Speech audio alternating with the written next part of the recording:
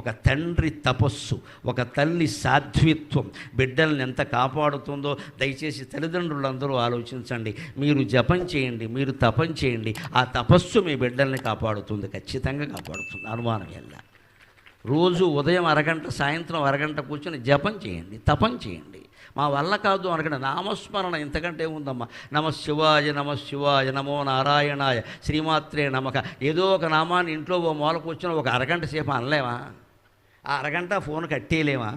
6 నెలలు అని చూడండి, మీ బిడ్డలందరూ మీరు కోరినట్టుగా సుఖ సంపదలతో హాయిగా ఉంటారమ్మా. మొత్తానికి నేను చేస్తున్న వాగ్దానం ఇది, మన ఆధ్యాత్మిక వ్యవస్థ మీద నమ్మకం. 6 నెలలు చేసి చూడండి, ఉదయం అరగంట, సాయంత్రం అరగంట. తల్లి తండ్రి ఎవరి మీదో ఎవరిలో తోసేయద్దు, ఎవరి దారిని వారే చేయాలి. అన్ని రకాల ఇంట్లో ప్రవృత్తులన్నీ మారతాయి, కంగారు పడక్కల.